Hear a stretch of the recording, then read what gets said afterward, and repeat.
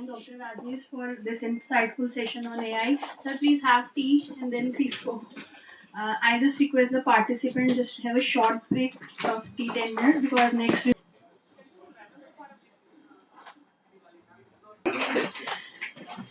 so now we welcome Dr.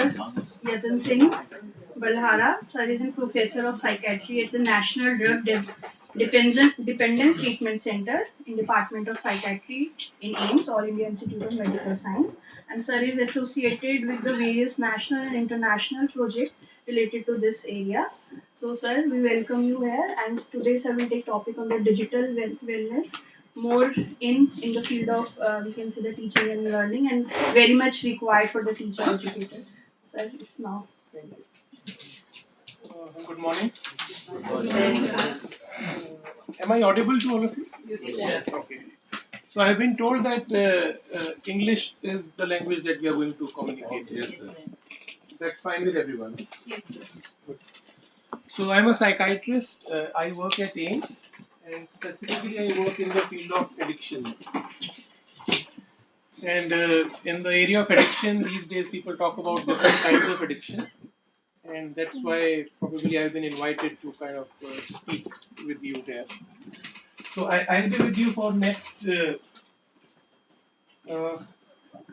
hour and 10 minutes, or 8 minutes, sorry. So we have to finish by 12:30. Uh, it will be a very simple, a very basic session. Uh, we will be discussing many things. A lot of these probably you would be aware of. That's what I think and feel. That's not the purpose. The purpose is that how do we kind of start talking about these issues? Why is it important to consider digital wellness? And why, what kind of relevance we should give to this particular topic? So that's the whole aim. I'll be able to share with you some initiatives that have been taken that might interest you, uh, that might give you some understanding that what kind of things are happening in our country in this area from the public health sector. I won't be talking about the private sector. So I was hearing the previous session and I was listening to the speaker talking about how to use AI. AI happens to be digital, no? And you were being kind of informed that it's not such a bad thing to use AI, provided you use it the right way. And this whole workshop is about leveraging digital technology. Uh, do you think this topic makes sense, or is it kind of opposite to what you have been talking about that Much needed. it's needed? How much is it needed? When we know this one, then we can leverage technology. Okay. What's the harm of not knowing this and then using technology? Yeah. Society is moving with the technology, we have to cope up. Okay. Okay. Mental illness. So will I be able to recommend to you that since technology use can lead to addiction, let's not use technology? We cannot. Should be moderate. Yeah. So that's the actual challenge. See, typically when people talk of addiction, for example, if I ask you, if you smoke, you can become addicted to cigarettes. And your simple suggestion would be, then don't smoke. No? It's not easy. Yeah. It's not easy, but it's possible, no? Because even if you don't smoke, nothing wrong will happen to you. We know that alcohol use can lead to addiction. And my advice could be, then don't drink. Will it be easy not to drink? Easy, but So it's easier to not drink but to smoke. it takes a lot of time. Okay, it will take a lot of time. But again, if somebody decides or chooses not to drink, nothing wrong will happen. You can do that. Like I can live a reasonably good life without smoking or drinking. But I can't expect to live a life without use of digital technology, So that's the challenge that this addiction has. It's something that we need to live with. So we can't think of our students not using technology simply because it can lead to addiction. We can think of them not drinking, smoking, using other drugs and still be okay. But when it comes to technology, the paradigm is very different. So that typical slogan, no, say no to drugs because they can cause addiction, it doesn't work here. You can't say no to technology because it may lead to addiction. So that's why we need to focus on this particular theme specifically. So I'll be talking about a couple of things. For the purpose of this session, by the term digital, what I mean is digital space or cyberspace. Typically, people associate it with internet, but it need not be online. See, we use many technologies which may not be online all the time. They may at times be offline as well. So we are talking about both these perspectives. For example, when you watch TV, which is not an OTT platform based TV, the old kind of TV, it's not an online mode, but you are using technology to view something, and there are implications of that as well. So, for this particular session, what we are focusing on is any kind of digital device which may or may not be connected to internet. The reason for that is that many things that people access these days, they may be on their phones, but they may not be online. That's possible. There are things on our phone that may not connect to internet, but still they are part of the digital ecosystem. So that's why we are focusing on both online and offline. Uh, People, when they talk of a topic, they kind of contextualize that for whom it makes sense. In my understanding, this is a theme that makes sense across all ages. I don't know what your experience has been, but you would probably have met somebody who would hand over their phone to their 7 months old children so that they can eat what is being offered to them, no? While they are watching a video there. It's not an uncommon phenomena these days.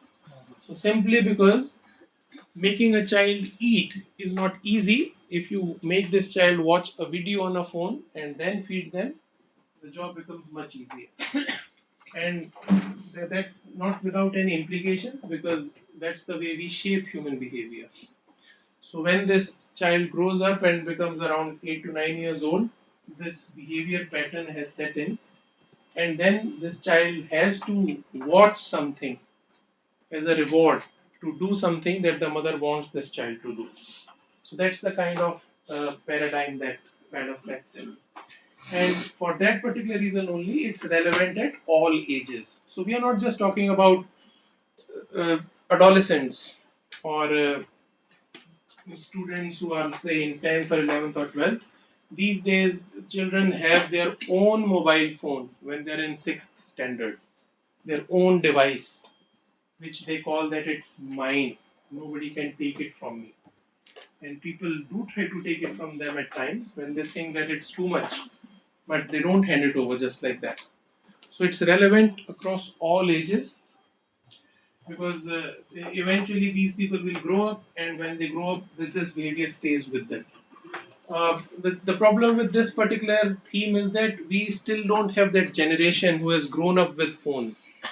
This generation will be becoming adults very soon because we know smartphones came in late, late part of the first decade of this century. No? So now these are the children who are growing up, and soon they will be adults and they will have their own children, and then the real dynamics will play out. Because for many people of this generation, the age that which you belong to, you were not handed over a phone when you were 14-year-old. So your approach to a phone is very different. Why do you need it? No, I grew up without it, but your children, they will not listen to this argument because they are growing up with that.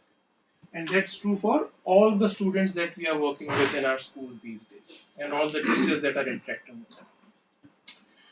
Also, this is not a topic that is relevant to some students. So many times people think that one particular theme is relevant to those who are affected by it, and then there are people who are not affected by it. For example, if you're talking about say blindness, it's relevant to people who are blind, It doesn't make any sense to talk to somebody with both eyes and 6 by 6 visual acuity to talk what blindness is, what it means, what are the implications, no? But when it comes to use of technology, it is relevant to everybody. So technology is one thing where people are on a spectrum. People on the extreme left hand who are in the green zone who use technology but don't have any issues because of it. And then there are people on the red end of the spectrum who use it and who have problems because of it. And it's not that once you belong to one group, you will stay in that. You can move between these two extremes. And it can happen at any stage in our lives. So, this is something that is relevant at all ages and almost for everyone. Still, there are people who don't use devices and internet, very few, but for majority of the students that we are working with in our settings, they will probably be interacting with the technology in some way or the other. So it's not about a few; it's about everyone. And in fact, the actual situation is something like this. This is the way people have started to look at technology these days. This is a very common way of looking at how diseases are caused. Think of any disease. Typically, there is a host. Host means the person who acquires the disease. Then there is an agent, what causes the disease, and then there are environmental factors. For example, I may be the host. Uh, Cold virus, influenza virus can be the agent, and if I am exposed to a place where people are sneezing or coughing, it facilitates the transmission. This is the paradigm that people use to talk about how diseases they spread, what are the factors that they cause. And the same is the paradigm that people use about digital addiction these days. So there's a host, the person, there is environment, the world around us, and then there is the agent in the form of device. And the reason why people are talking of it, I'll come to that in a while, because these things are being categorized as diseases these days as well. So I'll come to that. Now the importance of this model is this tells us that whenever you look at something that can be a potential problem for human beings, it has two kind of components to it. One is modifiable and the second is non-modifiable. For example, regarding the same influenza virus, I cannot change the virus. That's not in my capacity as a host. But I can change my behavior. So when somebody is coughing, I can get a bit away from that person. Or I can work on my immunity. I can have a healthier, more resistant body. The same is true for digital space related issues. There are some things which are not modifiable. And one of that thing is our children not accessing digital devices. That is not modifiable. So if you expect that there can be a situation where we can say that please don't use your mobile phone or your laptop or don't go online, don't have a social media account, it's highly unlikely to work. It's highly unlikely to work. So those are the non-modifiable, non-negotiable factors. But still there are many which are modifiable and we need to focus on that. And that is actually why this is a rather complex theme. It's not so simple that we can eliminate something. So there won't be a cure for digital addiction. For example, you talk about there is polio elimination program running in India, no? So the aim of that program is let's remove polio virus so that nobody will become infected. That can't happen here. So we need to be prepared for a world where internet will be more readily available, more easily accessible. And lot of our lives, our children's lives, they'll be shifting to online mode. Now, when we talk of this interaction between human beings and digital spaces, there are two broad actors at play. One is the person, and then there is the space or digital device or internet or whatever you like to call it. Who do you think affects whom? Who is the primary actor here and who bears the consequences? Whose actions or decisions shape the other here? Human? Okay. Human psychology is more critical, more relevant. Does everybody agree with that? What about the other way? Can cyberspace be important? Can it shape our psychology? In what way?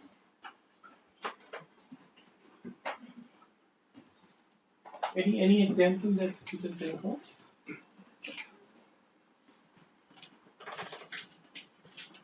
Anybody else? Who affects whom here in this? One on each other. Yeah. Both have influence on each other. Both have influence on each other. Good. That should be the right answer, no? Otherwise, it will be very boring. Yeah. So, so it is. See, many times what people talk about is that technology is affecting us. It's not like that. Human beings are not passive beings. We are active beings. So it's not that technology is affecting us. We are also affecting the technology. Our psychology also impacts that. For example, there are many variables related to our mental state, our psychology that impact our digital device use behavior or cyberspace use behavior. There are many. For example, two different people accessing same digital platform, their motives can be very different. A person who has created a social media app and a person who is using the app may be accessing the same thing every day. But the person who is creating it is making a living out of it. And the person who is accessing it is helping this person make his or her living.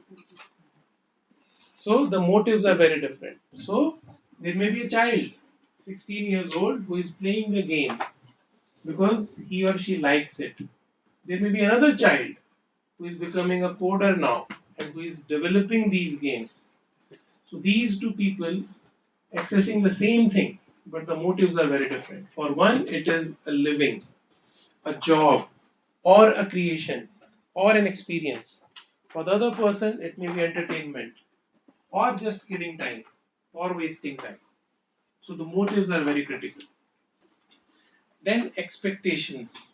What we expect when we access these devices or internet. Two people using the same social media platform, posting the same message. The expectations may be very different.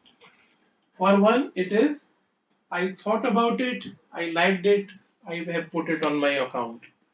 For other, I thought about it, I liked it, I put it on the account, but now I'm waiting what others think of it.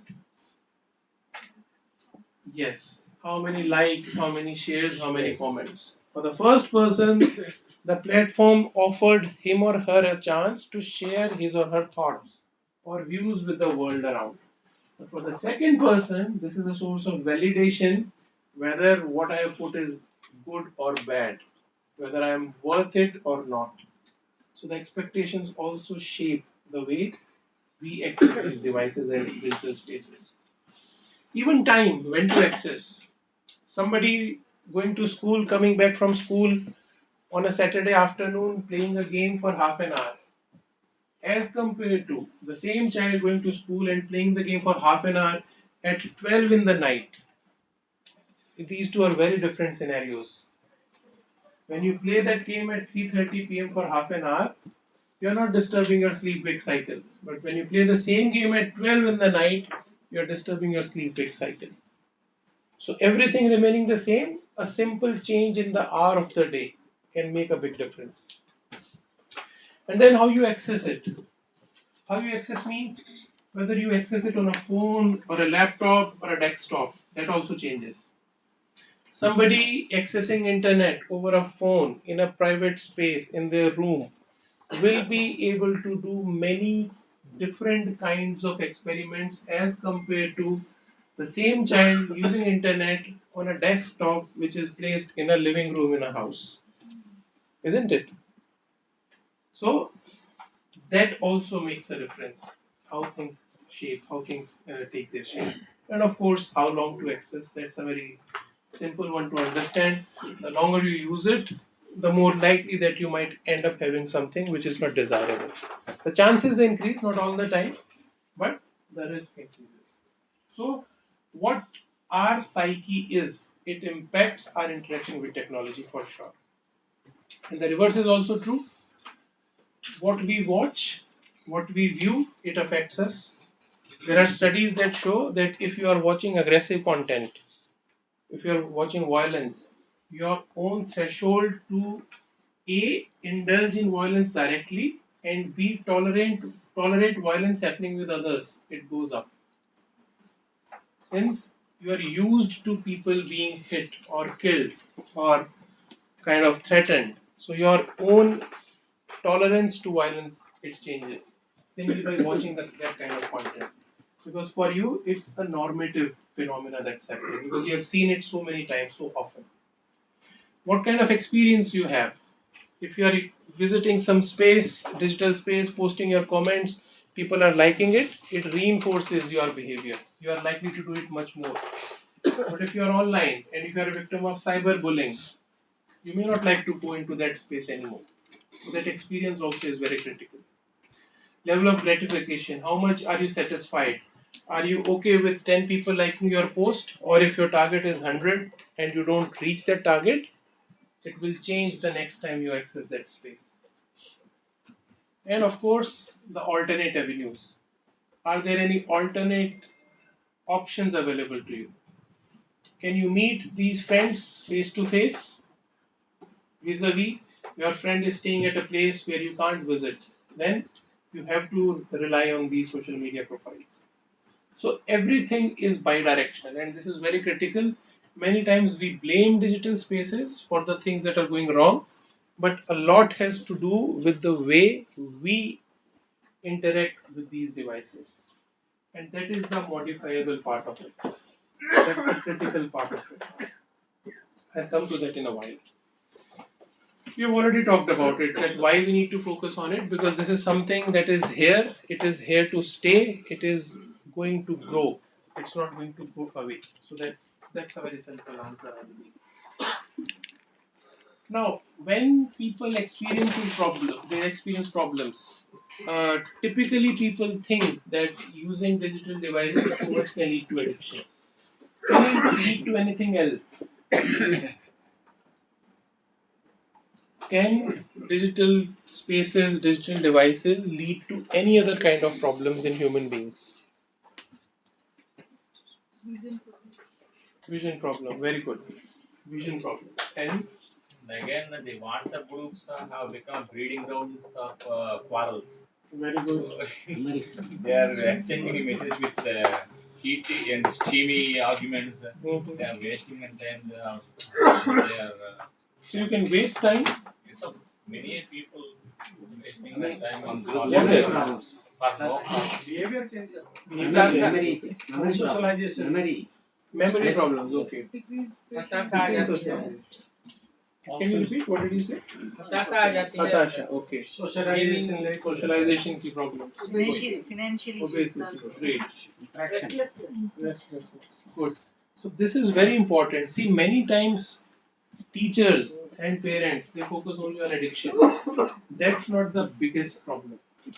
That's a big problem in itself, but it affects relatively small number of kids as compared to the other things.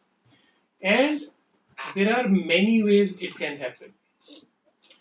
So when we talk of these pathologies, we use the term called cyber related pathologies. So these pathologies simply mean, psychopathology means something wrong with the psyche, and cyber psychopathology means it's related to online.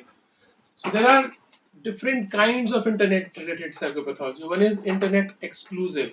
So these kind of problems, they happen only if you use internet or internet related devices. Then there are some which happen on their own as well, but they can be aggravated by use of devices and internet. And these can be again of two type, which are modified by internet and internet extended psychopathology. We need not go into the details because then it becomes too much technical, but internet can impact psychopathology in many ways or mental health issues in many ways. Like you would be talking about these issues, you will learn about these a lot. Now these are seemingly cyber safety related issues, but when people experience these, it has psychological consequences as well. When your data is lost, when your private photographs are lost, it's not that only your data is lost. It brings you stress, it brings you anxiety, it brings you worry. So even when we think of data safety, cyber security, a person who goes through these experiences, they affect, they kind of experience negative mental health consequences as well. But even bigger challenges they exist. So people, especially who are young, who are less than 18 years old, they experience cyberbullying, they experience cyber stalking, they experience cyber grooming. And it's a very terrible experience to have any of these. And these are very unique. For example, cyberbullying, it sounds like it is similar to bullying, but it's not. Can you think of how it will be different from bullying that happens in physical space? Cyberbullying. Irritations, Mm-hmm. for example, face-to-face is spread only in this area. Good. So you can bully her only here. Cyberbullying में तो वो social platform पे जुड़े हैं Yeah. In a few seconds spread हो रहा है. Yeah. So one is, like ma'am said, in bullying, or physical bullying, you have to be in front of your victim. But in cyberbullying, you can be anywhere. In bullying, what happens here will take time to spread. People coming to know of it. In cyberbullying, it spreads like anything. I mean, it just takes a moment. Any other differences? In physical bullying, typically, psychological effect कम रहेगा physical हाँ, bullying पे cyberbullying पे ज़्यादा ज़्यादा रहेगा. So the kind of damage it will do will be much more. And it will not come to the attention of others also. Yes, it may not even come to the attention of a teacher in the school because it's happening on social media and even Child may be parents. afraid to share about Yeah. it to either to the teachers or Yeah. parents or anyone. Good.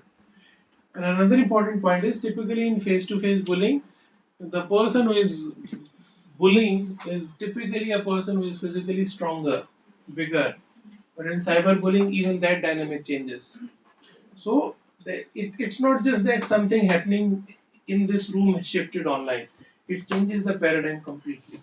The same is true for cyber stalking, cyber grooming. People can be exposed to any person living anywhere and they may experience adverse consequences. That's why it's very critical. We will talk about excessive time spent in a while, but that is a big concern. Not the biggest, in my opinion. There are other things. So there are many things that people experience when they experience negative things in the cyberspace. It starts from negative emotional states. For example, one not feeling good, one experiencing some anxiety, one feeling some kind of an anger. So it can be simple emotional reaction, or it can even be that people experience helplessness and self blame. When you become a victim of something online, especially children and adolescents, they don't just simply blame others. Many a times they blame themselves. That why did I do that? Why did I create that account? Why did I make that post? Even if there is no problem with that. There are many adolescents who come to us. They feel guilty of their actions, which were absolutely fine. There was nothing wrong with what they did. It was the reaction of others that made them think bad about themselves. Or it can be to the extent that we have had students coming to us who have had such terrible experiences in cyberspace that they refuse to go back online on those sites where they used to frequent earlier very soon or very often. So it can be that kind of an avoidance that can set in. There can be different kind of psychiatric disorders. These are not just mental health issues, these are mental health disorders or mental health diseases. So there is something called as acute stress disorder. When immediately after a negative experience, you experience very negative kind of emotional states. So you can experience that. Of course, there can be depression and anxiety, a very common experience, much more common than addiction. Much more common than addiction. For many reasons. We have students who come to us who are depressed because they are not part of a WhatsApp group of their friends. That is the reason for them being depressed. So it just not excessive use. That exclusion can also lead to problems in students. So that is other observation. Poor self-esteem. People posting things online and then looking at the validation from others. And when they don't get it, they think that they are not worth it. That negative self-esteem, poor self-esteem, or the opposite of it, inflated self-esteem. Simply because everybody is liking my photograph that I posted, I think I am something special. Simply because in my group of 6 friends who play that online game, I win, I am a great gamer. I can become a professional gamer, and that can be my job. So, those kind of challenges. I've talked about sleep wake cycle. This is the commonest problem. This is the problem that happens with majority of students who come to us, and this is one of the earliest problems that happens. Whenever somebody changes their sleeping pattern because of use of their devices, that is the first indicator that something is going to happen. Because simply if you can sleep on time and get up on time, many things will fall in place automatically. But if this changes, something has to go wrong. It depends how long will it take, but something has to go wrong. Eating pattern, people eating junk food or not eating at all. We have cases where college students, they will not eat because they think that they are wasting time on eating. Rather, they'll play that game for another 10 minutes. And the other extreme, when people overeat and they just order online and they eat whatever they are. There can be multiple physical problems. Somebody talked about vision problems, but there are conditions where people have what is called as carpal tunnel syndrome. They have pain in thumbs. People who play games on mobile phones, they can even have osteoarthritis of this joint. People problems in their back and neck, headaches, ocular symptoms. This is a very common one. It is called computer vision syndrome. Redness of eye, irritability, things like that. Problem with hearing. We have had cases where people have experienced temporary loss of hearing. Because many times when you play those games, you put on those headphones and you listen to the sound at a very loud volume. Academic problems, we know this is a common concern with teachers. But the biggest problem that we face in our clinic is interpersonal issues. So there are, I mean, it's very common that parents will tell us that our kid does not listen to us anymore. It's very common for us to get parents who will say, we cannot dare enter our children's room and tell them to turn off the computer. We get parents who tell us that they were beaten by their children when they tried to switch off the router. So that can be the extreme at which it can be. And of course, as we discussed earlier, when people live in digital space, they may not know how to interact with people in physical spaces. They may be very good at having that online chat, but when it comes to facing a person and appear for an interview, they may not be able to speak because this person is sitting in front of them, this person is having expressions, this person is reacting to what you are saying, unlike that screen where you just read the words or maybe an emoji. So, those are the kind of challenges that people face. Excessive and problematic use is important because it has been recognized as a diagnosable mental health condition now.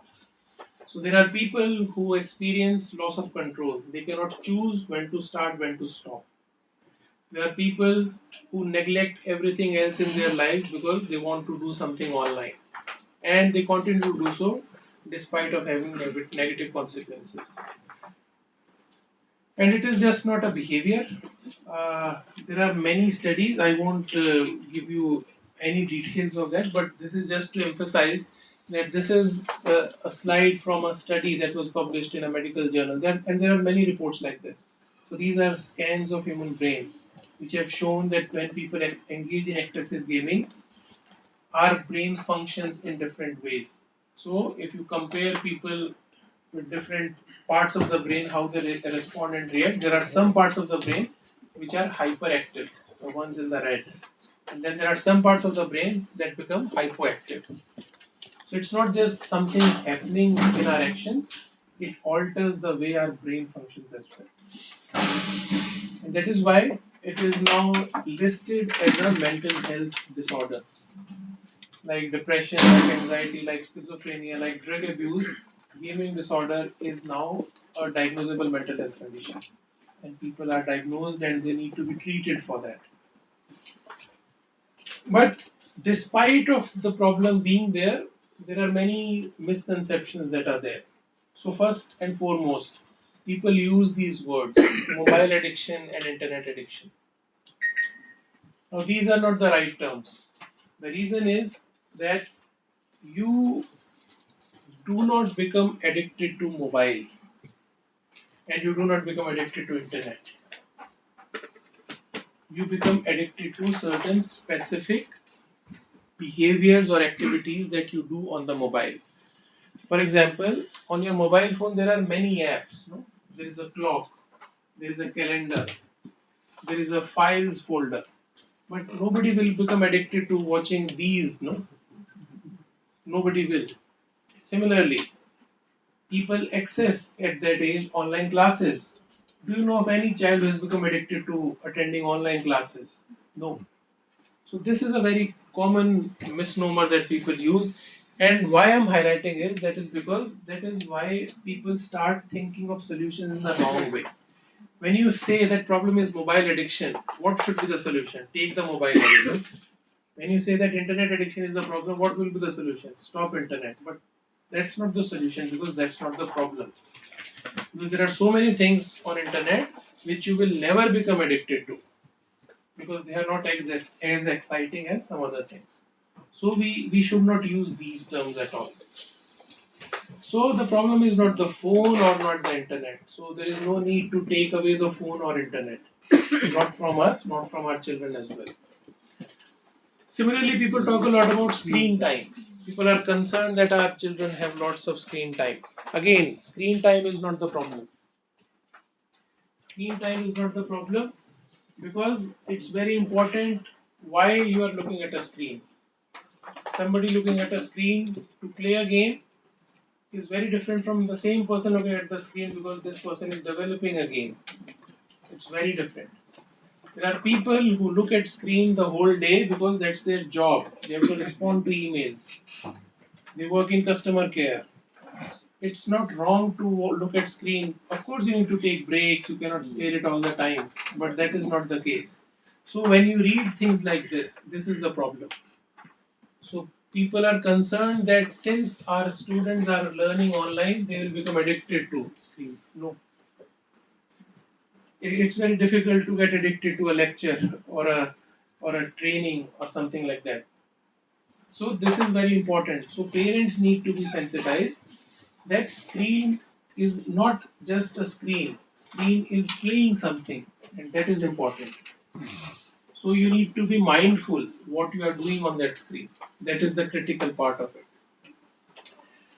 You can say no to drugs, but you cannot say no to internet. That's very true. There is no point in kind of blaming internet. There is no point blaming mobile phones. That's not going to solve the problem. And this we go. Now, this is complex because of many reasons. I don't know how many of you are familiar that while for many parents their children playing games is a problem.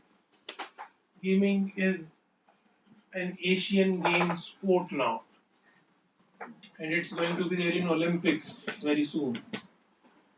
So it's not a very simple situation. We have had cases where the mother is there, a 16-year-old child is there, and they're sitting in our OPD. Mother is complaining he plays 10 hours in a day and does not study.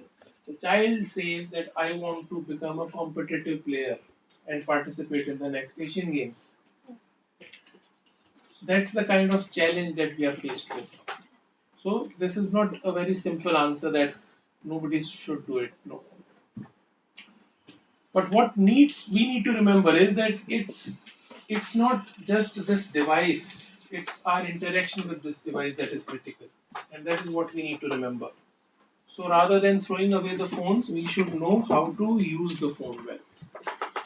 So one is very simple, amount of time spent.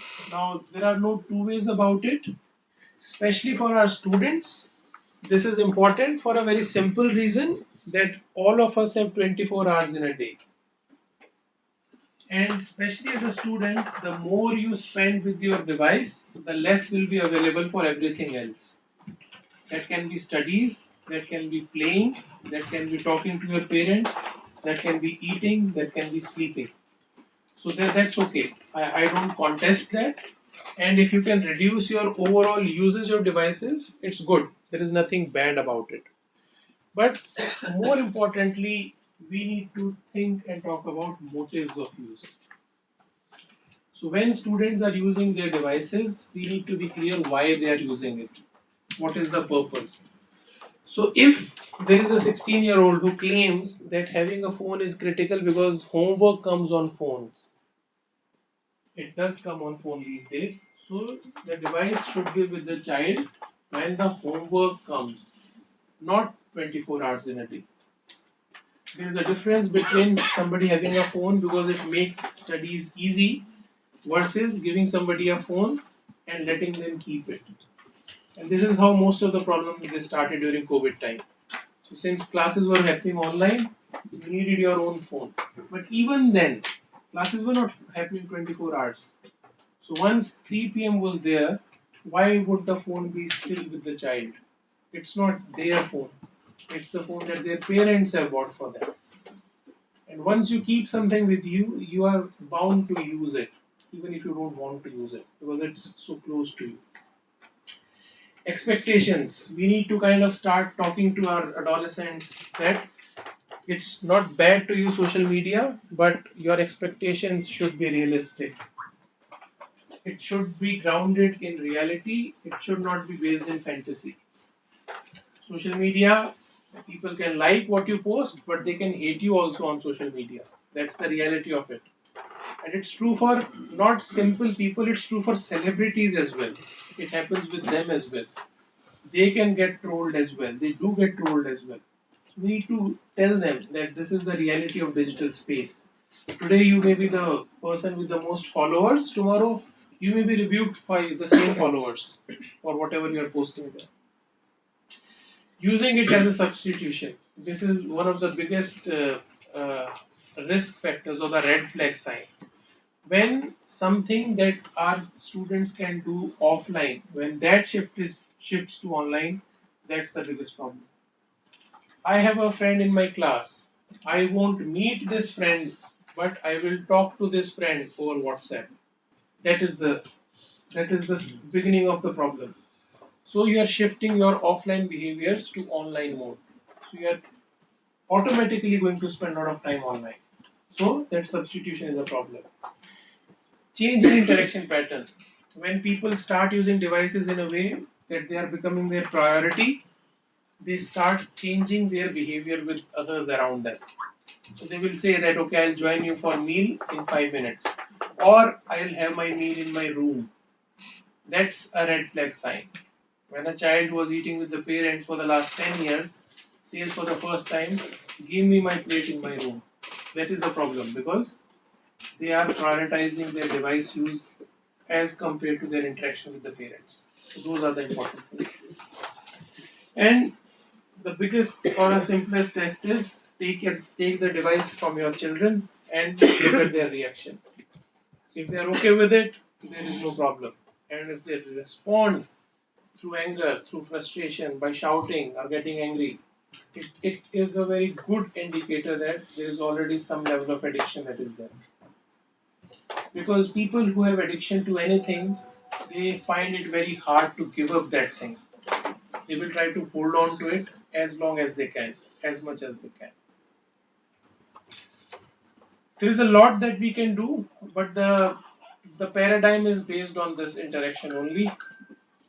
The simplest thing is you must always advise the students, don't use it as a substitute. Even if the homework comes on your phone, you need not look at the phone multiple times. There are many books that are available as PDF, but you can take a printout. Many people believe that it leads to cutting more trees, but that's not true as well. When you watch that screen many times, you're using energy there as well. You need to charge that phone as well. A phone consumes energy even when you are not using it. Even if you don't look at your screen, the battery still goes down. So it's not that not printing saves trees just like that. That is meant for those situations where you have to look at something once. So rather than taking a print, look at the screen and then you are done. But if you have to read that book for the whole year, you will keep on opening it multiple times on your phone. Why don't you have a hard copy of that? That's as simple as that. A very simple way of doing it is that encourage them to make a routine. It's a very universal recommendation for anything that has to be done with students. What this does is it takes away that reward that they think that phone is. So when parents tell their children, okay, if you get good marks, you will get a phone. We'll buy a new phone. If you study for 2 hours, I'll give you phone for 30 minutes. So what you're doing is you're making the phone desirable to them. So you're telling them that this is something that you need to work towards. This is the only good thing because rewards are given for good behavior, no? And you are indirectly kind of training them to seek mobile phones, seek internet. But when you make it a very simple process, okay, you are allowed to use phone, but between 5:30 and 6 p.m. every alternate day, or every Saturday or Sunday, whatever you want to do, depending on your choices. Then it's not something that they look forward to. Then it's part of their routine. So you do many things during a day. You use your phone as well, but during those 30 minutes or those 40 minutes or whatever that is. So make it less desirable for them. Set limits, that's quite simple. I mean, there is nothing wrong about it. It depends how you want to do it. Uh, you can have a rule in your homes, and it's okay for parents to have rules in their own homes. That in our home, children are not allowed to talk to their friends after 8 p.m. There is nothing wrong with that rule. One of the biggest problems that we face in people who come to us is that parents are scared of their children. They are scared that what will they do if we tell them not to do it, and that's not a very good situation to be in. Parents should not be scared of their children. They should be able to set limits because it's their household. They can choose what is acceptable, what is not acceptable. Is somebody saying something? Prioritizing offline activities, a very simple principle, as I told earlier, is that there are 24 hours in a day. If you can fill these hours doing something, yeah. Uh-huh. Yeah. So it's a very simple thing. It's a very simple math. If you take time out of children's day, there will be little time left for them to play games or be on social media. A very common complaint that adolescents they have is that what else can we do? If not phone, then what? What else can I do on a Sunday? And they are genuinely saying that because they don't really know what to do. If you give them avenues to engage in something that is exciting, please don't expect a teenager will listen to something that is boring to them. It has to be exciting. It is something that they look forward to. It takes away that time from them. Many times, grown ups they feel that why to waste time? Let's use this shortcut. So, even if we plan to go out to eat once in a week, rather than going out, let's order food online. So, it's not home food we are eating, but we are saving time not going out. But in the process, what you're doing is you're giving 2 hours extra in a city like Delhi. When you go out to eat, it takes 2 hours, 3 hours. When you order that food online, the food comes in 15 minutes and the child is left with next 45 minutes. And since it's Saturday, they won't study. They will do something, and that something is mobile phone. So those simple offline activities can. You can create device-free zones within your households. You can say that this is the living room, people don't use phones here. Or this is the bedroom, people don't use their phone there. This is a house where people don't have their laptops in their rooms.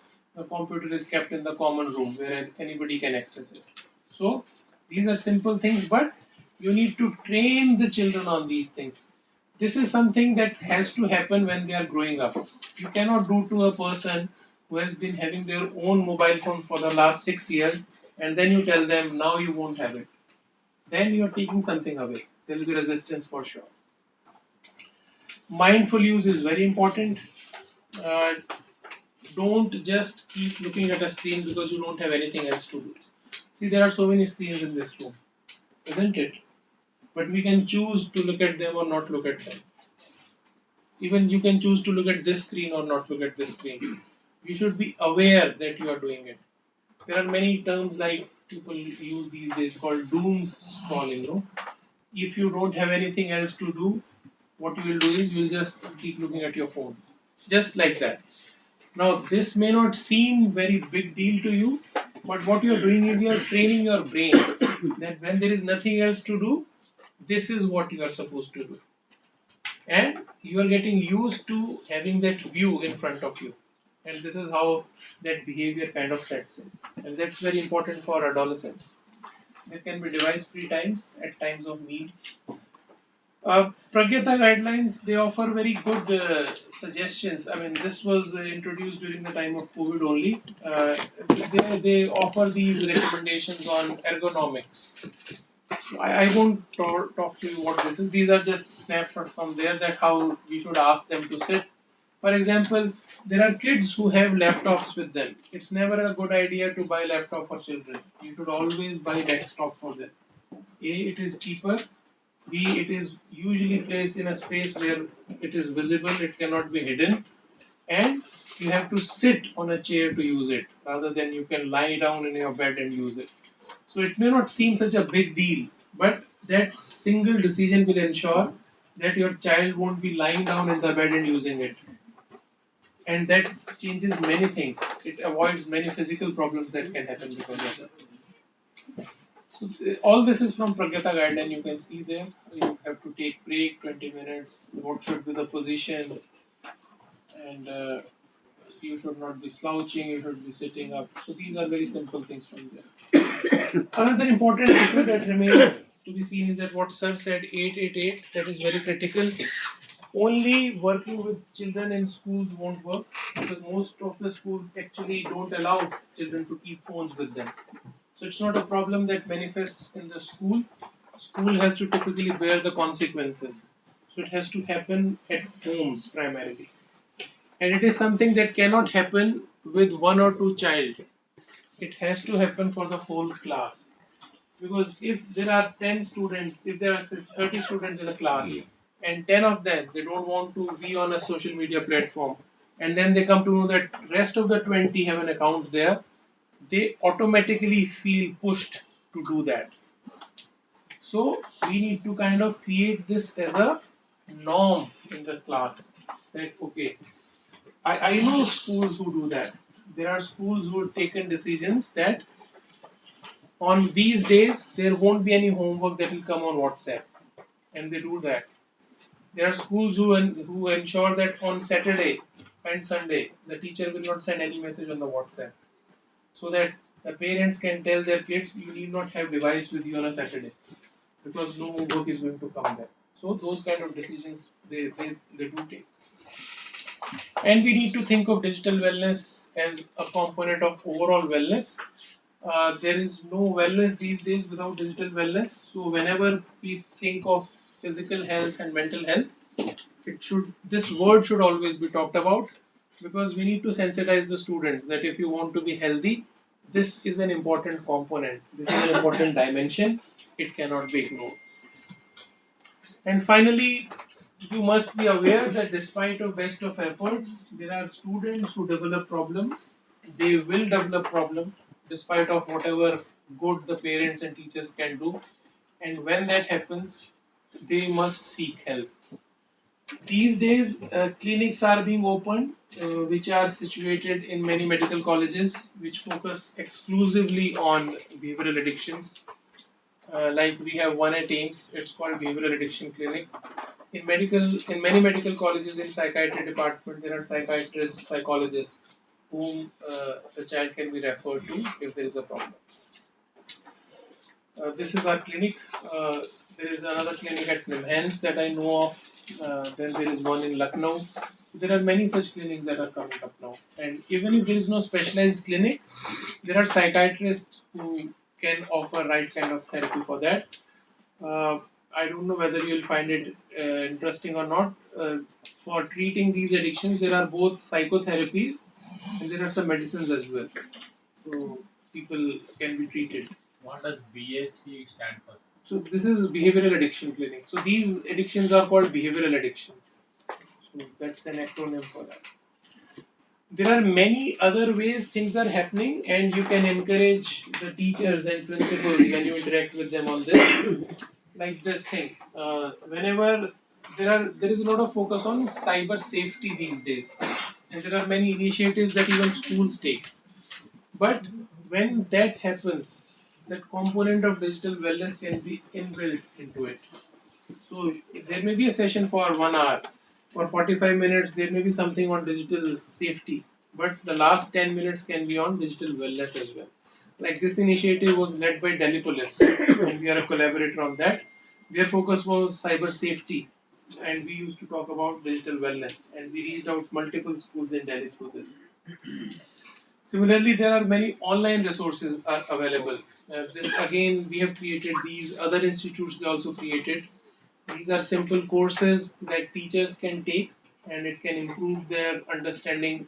It tells them what kind of instruments or scales they can use to screen, and how they can kind of motivate students to change their behavior patterns. So those kind of courses are available. There are interventions that exist. These are structured interventions that can be offered to students. Recently, Indian Council of Medical Research they have started this Center for Advanced Research on Addictive Behaviors at AIMS. So there is a lot of initiative that is being taken, and you should motivate your principals and teachers that you interact with as part of your trainings that they should reach out to, especially if you are in a city, to the medical college and engage with the psychiatry department there. And they can conduct sessions for them, they can screen the students for them, and they can even offer intervention if there is need. So that's the final slide. This is a lifestyle issue. There are you would know that there are many diseases like diabetes, hypertension, cancer.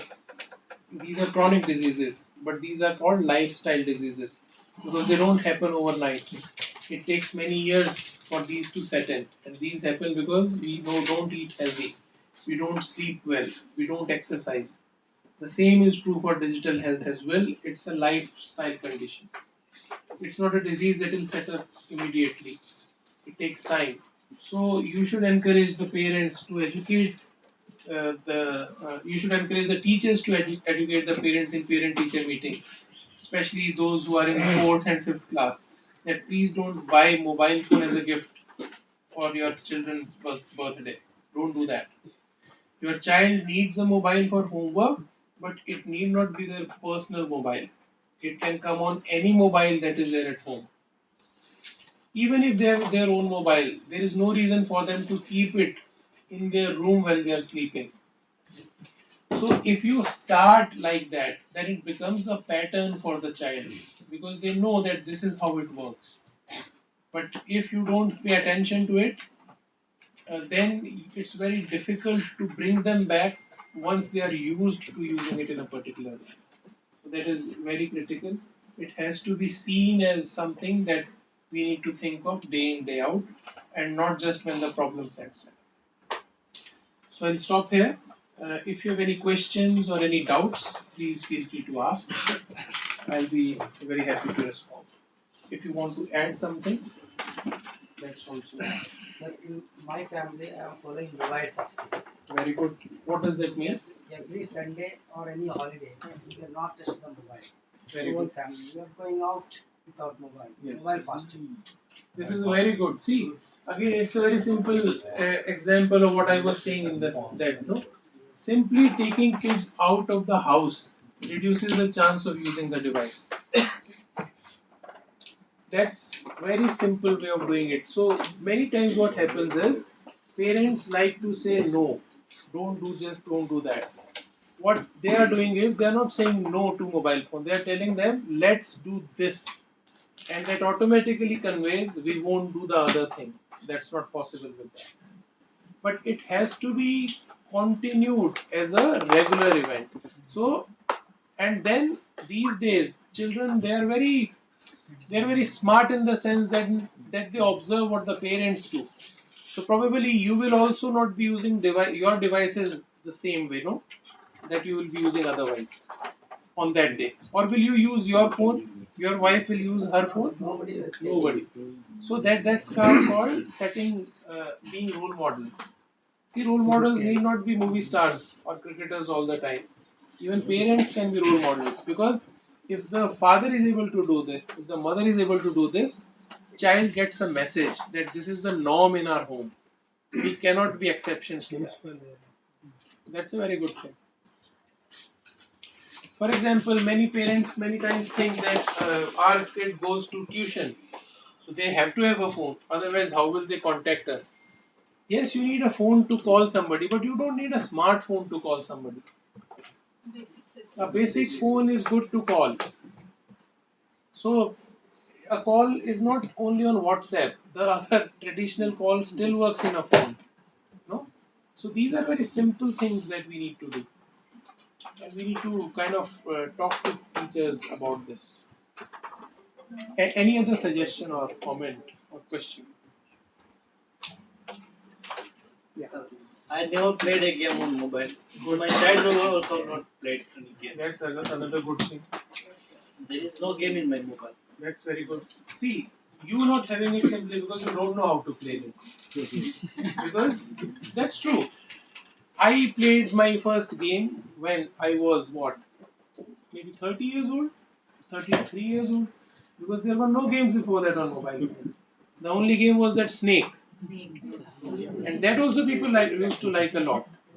So this age cannot take credit that I don't play games because you don't know how to play games. So, but That's what I'm I saying. can create a game. So Yes. my child also create games, but Yes. he never played a game. Very good. So this is what I'm saying. So you need to be mindful of what they are going through. See, many times parents come to us and simply say, "We were also growing up. We never used phones like this." And I ask them, "Were there phones when you were growing up?" So it's not like that. What we need to think of is that they are having their challenges, which are very different from the way the parents had their challenges when they were growing up. So, and also you need to tell them, you need see these days there is another very common theme that is catching up with youngsters that we want to be YouTubers. Every kid wants to be a YouTuber and they think that it's a very simple way of making money. We need to make them aware that it's not as simple as that they think. There is a lot of struggle, there is a lot of challenge there. So that kind of awareness they need to create. But good, you are not playing it. But see, there is other side to it as well. Now, I'm not saying that you should change it, but there is also a fact that says that gaming can have its benefits as well. There are things called as serious games, which are used for educational purpose, which are used to improve hand-eye coordination. But they are not the games that kids like to play. There are different kinds of games. So it depends in what context we are doing it. Sir, you told about medicines to prevent Mhm. screen addiction. Yeah. How do they work, sir? Can you give an example? Okay, so what I did not cover was what is called as neurobiology of addiction. See, when addiction happens, it's not just a behavior, there are changes in our brain. So, there are different parts of the brain which are overactivated and underactivated. So, there is something called as limbic system.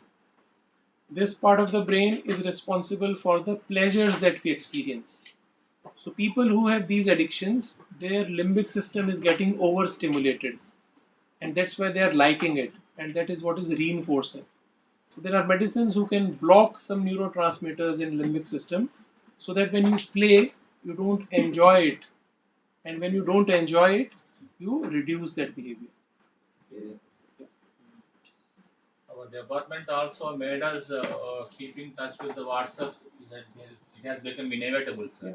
If you I completely agree. if you See, do not mark the WhatsApp, we will miss them. even I have WhatsApp groups, but you need not have all these WhatsApp groups disturbing you all the times. For example, see, I have a phone right now, no, and my phone is on, and I must be getting many messages. So like on WhatsApp, there are many unread messages, no. कितने सारे ये green green दिख रहे हैं. It doesn't mean that I have to look at them. There will be a group which will be from my department, which I look at once my session is over. But there is a group who are my batchmates when I did my MBBS. I won't look at it now. I may look at it this Saturday, because whatever they are posting is mostly nonsense. Here many Here many to watch the groups is WhatsApp. teacher group, That's what I'm district saying. group, lab So you group. need to see what time you need to access that. There is a cycling group here. You send a message, sir. Yeah. If you fail to watch it, we miss something. Then we will No, it depends. So that's what I'm saying. So if there is a group from my department here, and I look at it immediately after my session is over, because that is important. But other groups which are from my friends or my family or whatever it is, I won't look at it right now. Maybe I look at it when I go back home. So I can choose which one is important for me right now. Our higher officials are asking for some questions, sir. Yeah, that's true. What And you should respond to it. There is nothing wrong with that. many officials, sir. There is nothing wrong with that. JD1, JD2, and others, sir. Bhai, see, look at this. This is the reality. There are many groups that I member. No, all these greens are messages that I have not read. For example, I have to read this first message. I can read it. This is important, but it does not mean that I'll go back and read the second as well, and then I'll go back and read the fourth as well. That I can choose. So when your senior writes to you, respond to that message, but don't go to the next green tick that you are seeing there. You can avoid doing that. Many greens is there, sir. Not there cannot be more than mine. I typically challenge people. For example, there is one that says 997 messages. Does anybody have 997 unread messages? No. And I like this group because this is a motorbike group. You are relieve the group, sir. 800. कई दिनों बाद देख रहा हूँ. Human psychology is normally whenever a message comes, we open and see it clearly. So that's why WhatsApp allows you to mute all those groups. यार वो तो मैं पढ़ देता हूँ लेकिन उनके भी आए हुए हैं कई आए हुए हैं. So see, this is called as inculcating a healthy digital lifestyle among students. See, they are at a stage when you can modulate it. It's very hard for adults to change once we have become a particular way. So we need to tell them. For example, parents, see, many times parents say that, how can we do that? And I simply ask them, do you use a knife in your home? And they say yes. Most homes have a knife. And I ask them, when did you hand over a knife to your child? Have you ever done that? No. If your child picks up the knife, what will you do? I'll stop. Why? It's not 100% that this child is going to cut himself or herself. There is a chance, but maybe not. But those things we see as a risk. There is a gas stove in every house, no? How many parents will allow their children to light up that gas stove? So, parents already do things, but they do it only for those things that they think are dangerous. They don't do it for things that they don't think are dangerous. So, we need to sensitize them that unsupervised use of technology can be as dangerous. it may be safer to let them play with a knife than play with the phone. Because knife will give a cut and you can put a stitch and they will learn. But when this becomes an addiction, it's not a very easy recovery. It's very challenging. So it's simply about setting our priorities straight. Parents whose children have become addicted, they learn it very well, but then it's too late for them. They are asking what else can we do, but that's not the time when they can do much, because it has already become a problem. Then you can't just wish that now I will start taking care of it. Now I will not keep on chatting on WhatsApp when my child is sitting in the same room. But that's too late. That's too late. So I'll stop here. Thank you so much. Thank you. Thank you so much.